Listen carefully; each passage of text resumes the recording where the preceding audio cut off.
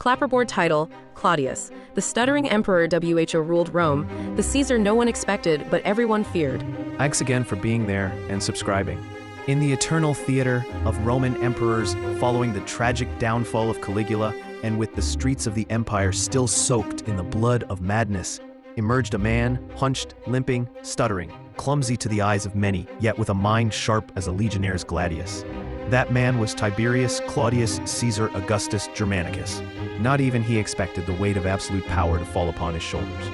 But when the Praetorian Guard found him trembling behind a palace curtain, more from shock than fear, they didn't kill him like the others. They hailed him emperor. And so began the reign of one of the most underestimated, yet fascinating Caesars in Roman history. Claudius was born in 10 BCE, grandson of Livia and nephew of the legendary Augustus. He was consistently sidelined by his own family due to his physical impairments, his limp, his stutter, and a frail health some deemed grotesque. Yet what was seen as weakness became his greatest shield. He was deemed harmless, politically useless, unfit for war, too pathetic even for a senatorial toga. While Tiberius, Caligula, and others wove webs of betrayal and madness, Claudius studied history, law, administration. He became a scholar, an intellectual hiding among court jesters and poets, quietly decoding the mechanics of Roman power. When he finally ascended the throne at age 50, it was not as another madman, but as a cold, calculating, and surprisingly effective strategist. His first move was to consolidate his power through those who had raised him up, the Praetorian Guard. He rewarded them handsomely, yet did not become their puppet. The Senate, condescending and bitter, thought they could manipulate him. They were wrong. Claudius began executing corrupt senators and reorganized the very structure of imperial power.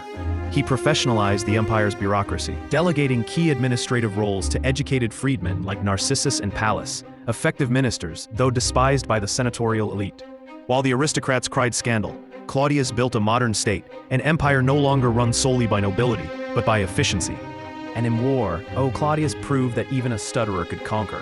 His most famous campaign was the invasion of Britain in 43 CE, a land that even Julius Caesar had failed to subdue.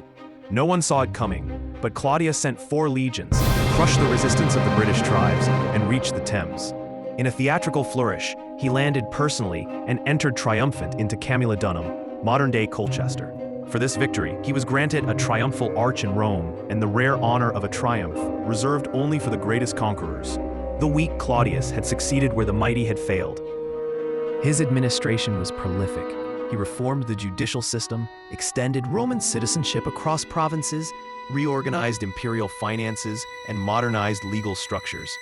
He built aqueducts, canals, and harbors, including the majestic Portus near Ostia, which secured the grain supply to Rome. Claudius wasn't just an administrator, he was a builder of the future. Where others left corpses, he left stone and statues. But not all was glory in the palace. Poison and daggers wove the palace intrigues. Claudius married 4 times, but it was his last wife, Agrippina the Younger, who would write the final tragedy. Mother of the young Nero, Agrippina manipulated Claudius from the beginning. She convinced him to adopt her son, elevating Nero above Claudius's own biological heir, Britannicus. She seduced him with power, surrounded him with conspirators, and prepared the final blow.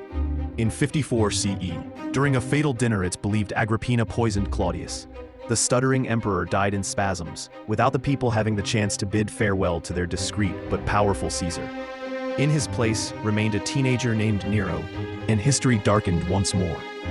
Claudius's death, like his life, was underestimated. Many ancient historians ridiculed him, influenced by the propaganda of his successor.